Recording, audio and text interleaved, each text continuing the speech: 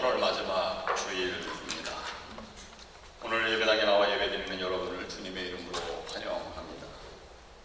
한 달을 마무리하고 이제 9월달이면 선선해지는 가을로 접어드는 그런 계절의 시작입니다. 새롭게 한 달을 시작하는 여러분에게 주님의 은총이 충만하시기를 또한 축원합니다. 저는 2주 만에 여러분을 뵙습니다마는 사랑하는 사람일수록 더욱 보고 싶고 또 하고 싶은 말도 많은 법인가 봅니다. 매주 배워도 한 주가 지나면 또 보고 싶고 말을 하고 나누고 싶습니다. 옆 사람과 인사를 나누실 때 늘 배워도 또 보고 싶습니다. 이렇게 한번 인사를 나눠보시기 바랍니다.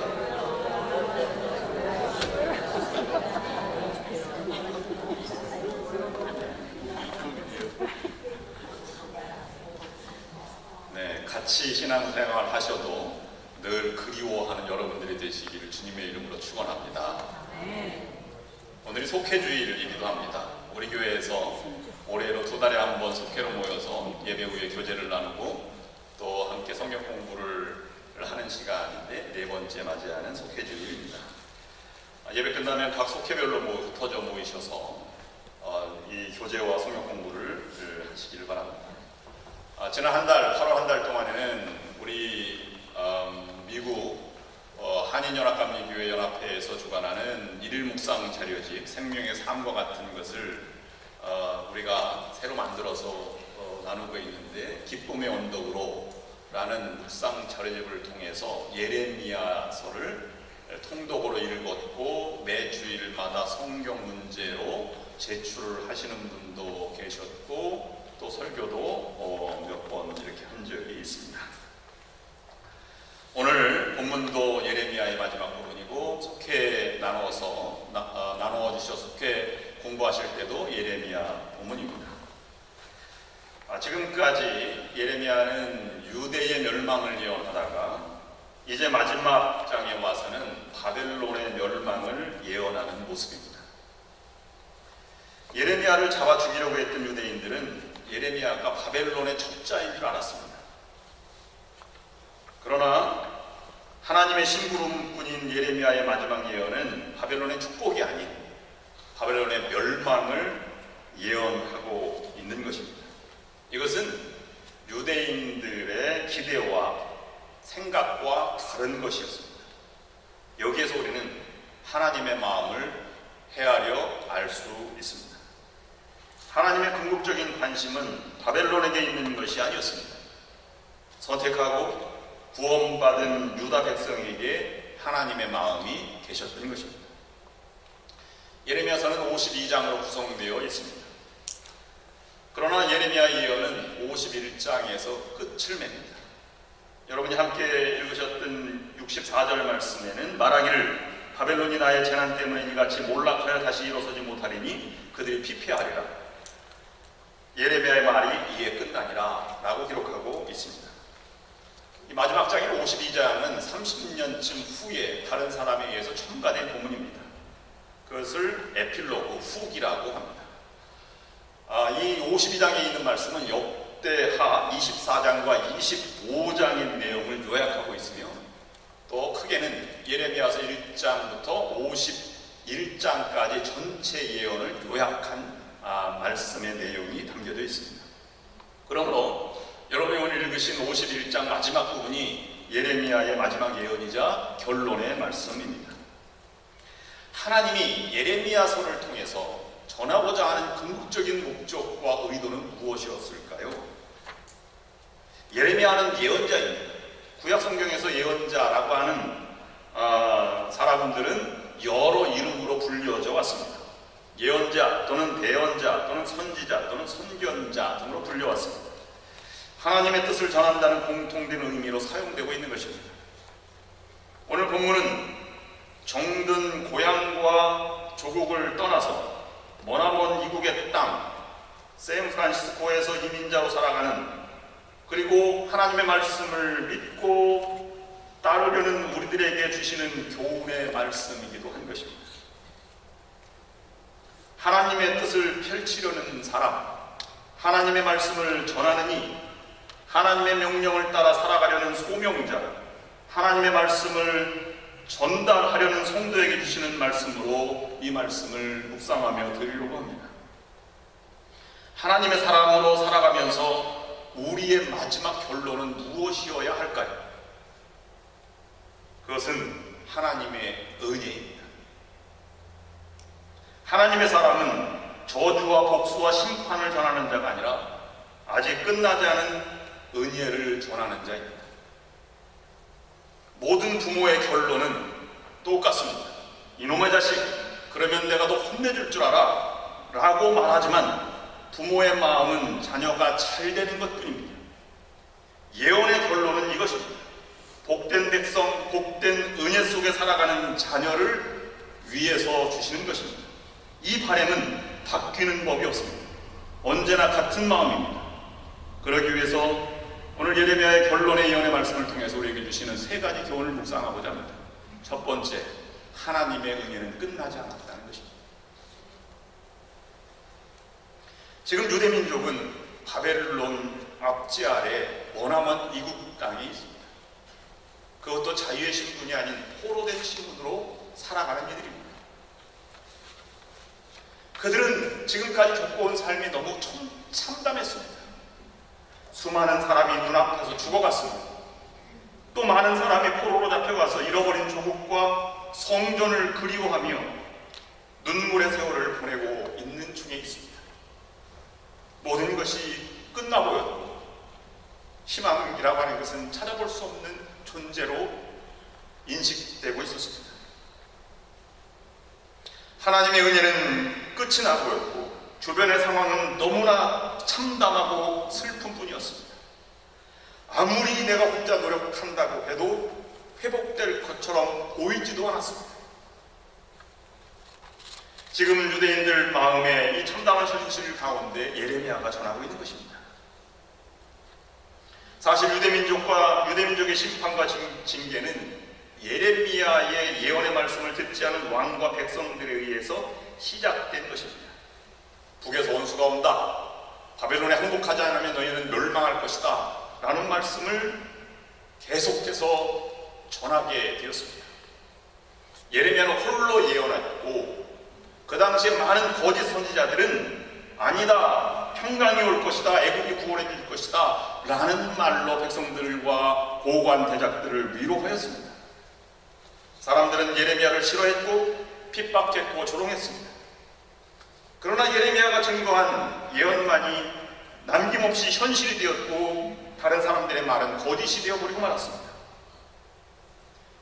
예레미야 마지막 52장은 이 예레미야 예언을 다시 요약하면서 뒤돌아보니 예레미야가 말한 하나님의 모든 말씀은 현실이 되었다. 하나님의 말씀은 과연 능력 있는 말씀이요 실현성이 있는 말씀이다 함을 증거하는 말씀입니다. 유명한 성서 주석가 메트웬니는 52장을 말하면서 예레미야 52장에는 하나님의 말씀의 진실성이 피 묻은 글씨로 쓰여 있다라고 주석을 하였습니다. 사람들은 하나님의 말씀을 전한 예레미야를 조롱하다가 진실임을 알게 된 이상 생명과 자유와 안전을 모두 다 빼앗기고 나서야 그 말이 참이었다라고 인정하게 되었다는 것입니다. 그가 말한 것이 참 말이었다면 왜 그때 나는 믿지 않았던가? 그때 순종할 것을 왜 순종 안 했는가? 때는 이미 늦은 것이 아닌가? 이런 생각들이 포로들도 있었고 유대인들도 가지고 있었다는 것입니다. 그래서 유대민족은 후회하고 있는 것입니다. 그러나 예레미야는 그것 봐라, 내가 그렇게 말하지 않았느냐, 이렇게 말하지 않았습니다. 반드시 바벨론은 멸망할 것이다. 그러니 포기하지 말라고 하는 예언입니다. 지금 끝난 게 끝이 아니라는 것입니다. 예레미야 예언의 말씀을 듣고 준비한 남은 자들에 의해서 고난 후에 유다가 회복될 것이라는 것입니다. 하나님의 은혜는 끝이 난 것이 아닙니다. 하나님은 은혜의 하나님이십니다. 예레미야 마지막에 있는 지금 하나님의 은혜가 있다는 말은 그럴듯하게 들리지 않았을 것입니다. 하나님의 은혜가 있을까, 아직도 남아있을까 의심하는 그들에게 예레미야가 전하는 말씀입니다. 우리에게도 이와 같은 상황을 자주 접하게 됩니다. 지금 어렵다고 해서 하나님의 은혜는 끝이 난 것이 아닙니다. 아직 하나님의 은혜는 그 어려움 속에서 싹이 자라고 있는 것입니다. 유다 백성들은 말합니다. 이제는 모든 게 끝났어. 유다는 망했어. 그러나 하나님은 말씀하십니다. 아니다. 내가 남은 자 포로들을 남겨놓았다. 그들이 시온을 재건할 것이다. 사람들은 말합니다. 이제는 다 끝났어. 나는 망해버렸다고 라고 말합니다. 그러나 하나님은 그에게 말씀하십니다. 아니다. 지금부터 시작이야. 사람들은 말합니다. 왜 나에게만 이렇게 어려움을 주십니까? 그러나 하나님은 그에게 말씀하십니다. 너니까 내가 연단시키는 거야. 여러분, 아무리 힘들고 어려워도 미리 속단하지 마시기 바랍니다. 기다리시고 하나님의 말씀을 묵상하며 하나님의 은혜를 기다리시길 바랍니다. 두 번째 오늘 예언자 예레미야의 교훈입니다. 씨 뿌리는 자가 되어라 하는 것입니다. 씨를 뿌리는 자가 되기 위해서는 한 가지 하나님에 대한 인식이 중요합니다. 그 하나님에 대한 인식은 하나님은 떠나 계시는 것이 아니라 지금도 나와 함께 하시고 이 역사를 주관하고 계신 분은 하나님이시다라고 하는 하나님 인식이 절대적으로 필요합니다. 세상의 모든 일어나는 일 중심에는 하나님의 능력과 하나님의 뜻이 담겨져 있는 것입니다. 이성주의가 발달하고 계몽주의 이후에 18세기, 19세기의 서구 유럽에서는 이신론이라고 하는 것이 대두되게 되었습니다. 하나님은 세상을 창조하고 법칙을 만들어 놓은 다음에 손을 떼고 계셨다는 것이죠. 그러나 성경에 하나님은 그렇게 말씀하지 않습니다. 하나님은 창조해놓고 그들을 돌보시며 직접 보존하시고 아울러 그들을 통치하고 계시는 분이시다 라고 말하고 있는 것입니다. 창조와 보존, 통치, 이것을 섭리하시는 하나님, Providence of God이라고 신학에서는 말하고 있는 것입니다. 모든 일의 배후에는 하나님이 계시다라고 하는 것입니다. 어떤 역사가들은 유대가 멸망당한 것은 왕들이 너무 일찍 18세에서 19세에서 21세 왕이 되었기 때문에 지도력이 부족했다라고 평가하기도 합니다. 예레미야도 사실 시드기야가 나이 너무 어려서 왕이 되었다라고 예레미야 선지자도 그렇게 말한 적이 있습니다. 사실 그대로 기록한 것일 것입니다. 그러나 그런 설명은 피상적인 이유에 불과합니다. 또 어떤 사람은 하나님 말씀을 순종하지 않아서 예배를 드리지 않아서 그랬다라고 얘기하기도 합니다. 그러나 그들은 어려울수록 더욱더 하나님께 매달렸고 또 더 가까이 다가가려고 바리새인들처럼 제사도 열심히 드렸을 것입니다. 그런데 그들이 잃어버린 한 가지가 있습니다. 지금 이 순간 하나님이 함께 계시다. 역사를 주관하시는 건 하나님이시다라고 하는 인식을 갖지 못했다고 하는 것입니다. 하나님의 은혜의 사역에 참여하는 자는 하나님을 인식하고 하나님 역사의 주관자가 되신 하나님께 믿음의 씨앗을 뿌리고 헌신과 수고의 씨앗을 뿌리는 자들에 의해서 하나님 역사는 이루어지는 것입니다. 사람은 누구나 자기가 노력하는 것의 열매를 거두려고 합니다. 왜냐하면 열매가 달콤하기 때문입니다. 이민자로 와서 우리 교회는 방문객들이 굉장히 많은데요. 와서 이렇게 보고 참석해보고 정착하는 사람은 극히 적습니다. 왜냐하면 교육 시스템과 여러 가지가 잘 미흡하기 때문에 그렇습니다. 그래서 잘 갖춰진 큰 교회로 나가죠. 미국뿐만 아니라 한국도 마찬가지입니다. 인생의 열매가 달콤하고 위로가 되며 보상이 되기 때문에 열매를 거두려는 사람은 그만큼 실망하는 법도 큰 법입니다. 그런 열매를 바라고 사는 인생에게 하나님께서는 큰 기적과 위대한 업적을 남기지 않습니다. 하나님은 열매를 따려는 사람보다 씨앗을 뿌리는 사람을 찾으십니다. 우리의 믿음의 상태를 생각해 봅시다. 우리가 기도를 합니다. 왜 기도하죠? 기도의 응답을 바라기 때문에 기도하는 것일 것입니다. 기도하는 사람이 있고 그러나 또 한 사람은 기도로 사랑하는 사람이 있습니다. 하나님은 기도하는 사람의 기도보다 기도하는 사람을 더 사랑하시는 분이십니다. 기도하는 사람은 기도로 살아가는 사람입니다. 성도란 누구입니까? 기도로 살아가는 사람입니다. 하나님께서 허락하시는 하루하루를 기도로 시작하고 기도로 살며 기도로 마무리해야 합니다. 기도하는 사람이 있고 기도로 살아가는 사람이 있습니다. 기도로 살아가는 사람이 성도입니다. 예레미야 예언은 열매를 바라지 말고 지금 있는 현실에서 미래를 바라보고 시온의 회복을 위해서 믿음의 씨앗을 뿌려라. 그래서 그들은 그곳에서 어렵고 참담하지만 율법을 새롭게 보았고 탈무드를 만들었고 기도 공동체를 만들었고 에스겔과 느헤미야와 다니엘과 같은 위대한 민족의 지도자들과 예언자들을 만나서 시온의 재건을 향해서 나아갔던 것입니다. 70년 만에 돌아올 수 있었던 가장 큰 원인은 그곳에서 준비한 믿음의 씨앗들, 민족 교육과 신앙 교육 때문에 이루어졌음을 우리는 잊지 말아야 합니다. 어제 한국 근현대사 속에 샌프란시스코라는 주제 아래 이성도 샌프란시스코 총영사관의 영사께서 강의가 있었습니다. 저는 세 가지가 새롭게 다가왔는데 알고 있었던 것이지만 그 의사 장인환 전명훈 의사에서 상황의거가 1908년도에 시작이 되었죠. 그래서 그것이 씨앗이 되어서 상해 임시정부 통해서 안중근 의사가 무장항거의 씨앗이 출발점이 되었다라고 하는 것을 새롭게 받았습니다.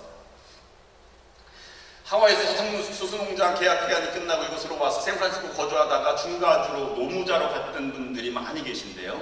리를리와 다뉴바라는 지역에서 일했던 분들, 노무자들이 보낸 독립자금이 상해 임시정부 전체 자금의 60%가 된다는 것에 굉장히 큰 충격을 받았습니다. 그들은 혼자 살아가는 어렵고 척박한 현실이지만 믿음의 씨앗을 뿌리기를 포기하지 않았던 것이죠. 마지막 우리 떠나온 조국 대한민국이라고 하는 국호의 이름이 우리 교회와 연관이 있다는 사실을 듣고 저는 굉장히 큰 감동을 받았습니다. 1903년 9월 22일 날 안창호 선생과 이대희 목사 중심으로 해서 신우회가 조직이 되지요. 그 신우회가 신앙적으로는 상하한국연합감리교회가 됐고 또 다른 한 가지 가지로는 공립협회가 되었습니다. 민족운동으로 나아가서 공립협회가 국민회가 되었고 그것이 하와이 한인 합성협회와 통합하면서 대한인 국민회로 발전하면서 국민주권 사상이 되어서 대한제국이 대한국민회로 그것이 대한민국으로 국호가 나오게 된 것이 우리 교회 출발점과 연관이 되어 있다고 하는 것입니다. 선조들은 역사는 반드시 정의의 편에 있는 하나님이 승리하신다는 것을 한시도 잊지 않았기에 믿음의 씨앗을 뿌릴 수 있었던 것입니다. 우리도 그만큼 씨앗을 뿌리는 일에 나아가야만 합니다. 우리 교회 씨앗을 뿌리는 성도들이 많이 있음을 보면 희망이 있습니다. 유학생을 돌보는 일이라든지 청년사역 하나인을 돌보는 일이라든지 실버사역에 참여하는 일이라든지 화단을 가꾸고 여선교회 아시아 전도부연 돕기 또는 개척교회 선교를 위한 선교 과자 등을 보면 알 수 있습니다. 역사 박물관을 새롭게 시작하는 것도 감동적인 씨앗을 뿌리는 장면입니다. 마지막 세 번째 우리에게 주는 교훈은 눈물을 희망으로 바꾸어라는 말씀입니다. 바벨론 포로들은 아픔을 간직한 사람들입니다. 바벨론에서 바벨론 사람들에게 멸시와 천대를 받았습니다. 그들이 70년 만에 꿈을 안고 시온으로 돌아와서 예루살렘 성벽을 재건하고 성전을 재건하는데 본토인들과 사마리아인들이 반대해서 그것도 할 수 없었습니다. 슬펐죠. 그러나 그들은 슬픔을 슬픔으로 인정하지 않았습니다. 희망으로 바꾸고 다시 설득하고 무장하여 칼을 차고 성벽을 재건하였습니다. 그래서 느헤미야 8장 성전을 재건하고 수문학 광장에서 6월절기를 지키며 율법을 방송할 때에 그들은 모두 다 일어서서 울었다라고 기록하고 있습니다. 감격의 눈물을 흘린 것입니다. 그들은 먼저 울지 않았습니다. 나중에 감격하여 울었음을 기억하시길 바랍니다. 예수 믿는 사람은 슬픔이 있어도 먼저 울어버리는 사람이 아닙니다. 슬픔의 눈물을 먼저 흘리지 말아야 합니다. 오직 감격의 눈물, 은혜의 눈물이 흘러넘쳐야 합니다. 왜 억울함의 눈물을 흘립니까? 아직도 죽지 않은 내 자신이 남아있기 때문입니다. 예수님이 살아있는 사람은 고난을 희망으로 바꾸는 사람들입니다. 하나님의 은혜로 살아가는 사람은 아무리 힘들고 어렵고 고난이 와도 기도를 놓지 않으며 고난 속에서 희망을 바라보며 살아가는 사람입니다. 내가 죽고 하나님이 살아계시기 때문입니다. 아파본 사람이 아픈 사람을 이해할 수 있습니다. 금문교가 38년에 완공이 되고 지금까지 떨어져 죽은 사람, 자살한 사람이 1500명쯤 됩니다. 금문교가 75m 높이에요. 25층 높이인데요.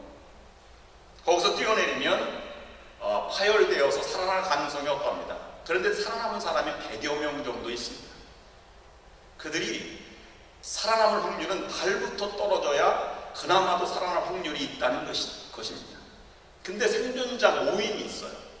그 모임에서 공통적으로 하는 얘기가 뭐냐면 이렇게 고백합니다. 내가 왜 뛰어내렸지? 지금까지 모두가 내 인생이 잘 되었는데 지금 뛰어내린 것만 빼고 이렇게 생각이 들었다는 것입니다.